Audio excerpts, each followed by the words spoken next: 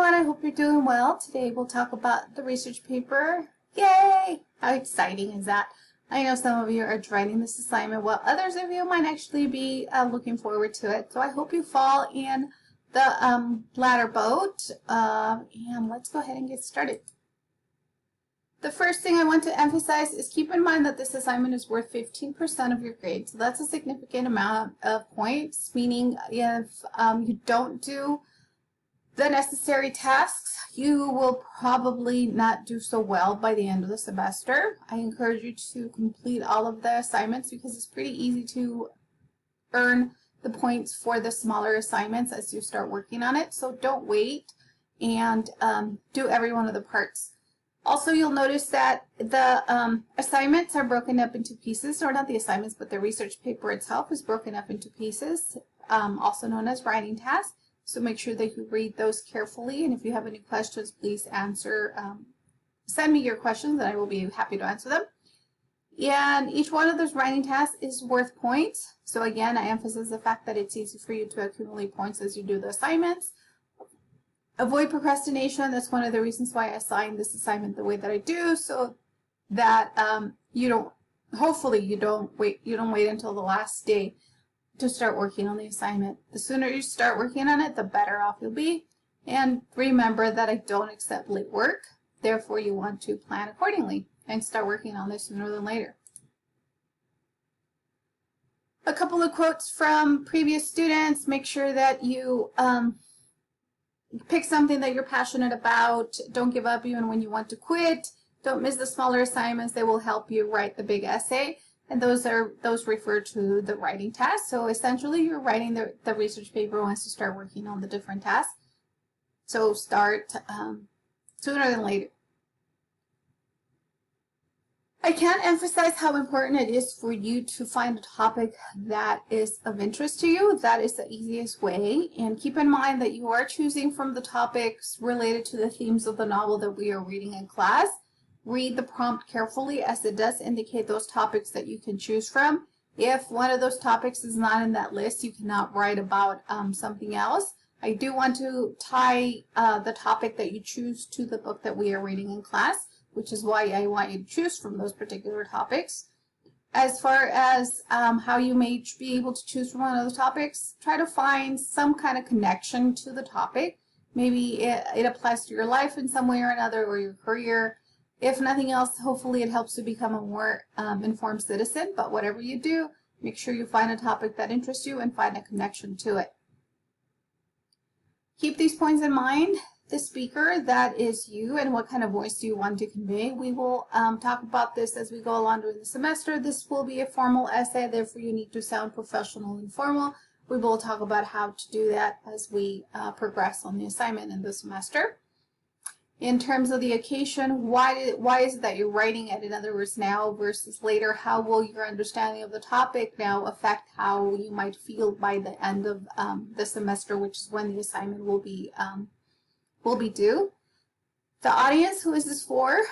The prompt indicates who the audience is for this assignment. So it's not just me and your peers. You will notice that you do have a very specific audience for that, which will matter in regards to the sources that you choose to support your argument with.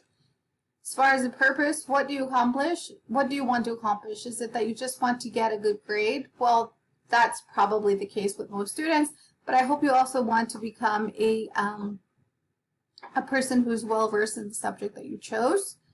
And the subject, that's something that you have to choose. What topic is it that you're talking about? As far as the attitude, how do you want to come across to your audience? You want to come on authoritative and convincing, so that your audience believes and supports your thesis statement, which we will talk about next week. Secondly, besides finding a topic that is of interest to you, you need to narrow your topic quite a bit. The narrower, the better. The easier time you will have researching. For example, in this case, we're talking about women in sports. That topic is way too broad because the minute you type those words in the database where you will conduct your research, you will get hundreds of thousands of articles related to women in sports. Whereas if you narrow it down a bit to injuries among women in sports, that's a little better. Injuries among women basketball players, that's even more narrow. And then finally, the narrowest one is patterns of injuries among collegiate women and basketball players compared with their male counterparts. So those topics are extremely narrow. We start from really narrow, or barely too broad, if you will, to extremely narrow. So that's something that you have to keep in mind as you choose your topic. Narrow it down as much as possible. Once you have done that, you move on to the next step, which is to conduct background research. And this is nothing more than general internet research. You can go on Google or whatever search engine you use just to find some background information that relates to your topic. What's going on with it? What are some controversies? Is it in the news? Who's against it? Who's for it, etc. So you need to have a good understanding of the topic in general terms. That way you can frame the next part of your research, which is you need to write a research question. And I mean, it needs to be a research question. You need to write it as a question itself. Sometimes students say, I want to write about how students do in school.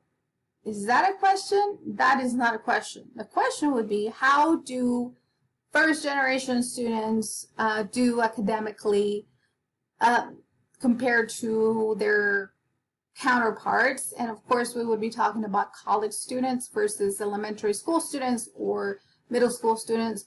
So that's what I mean by narrowing your topic and then writing it as a question. Your question needs to start with how, why, what, when, should, ought to. So frame your topic in the form of a question, and that'll be the question that you try to find the answer to as you conduct your research in the databases. Tips to succeed. Number one, I cannot emphasize enough that you must read the research paper prompt. How can you get an A on an assignment if you don't know what it is that you're expected to do? Therefore, you need to read it. Note the deadlines.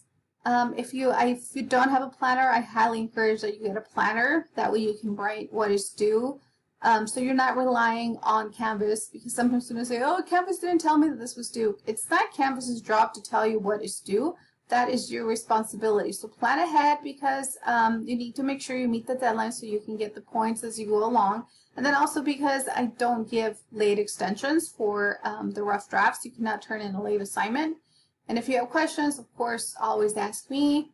You can also contact the Success Centers via their website. You can contact the librarians who are very knowledgeable and very useful when it comes to helping you with the research paper. And of course, your peers, don't hesitate to reach out to one another.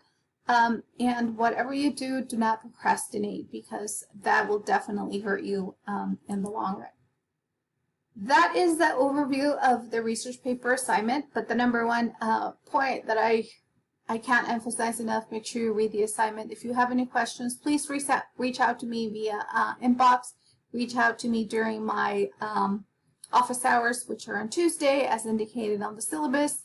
And if you have any other questions, just don't hesitate to ask. I hope you have a good day. We'll talk soon. Bye.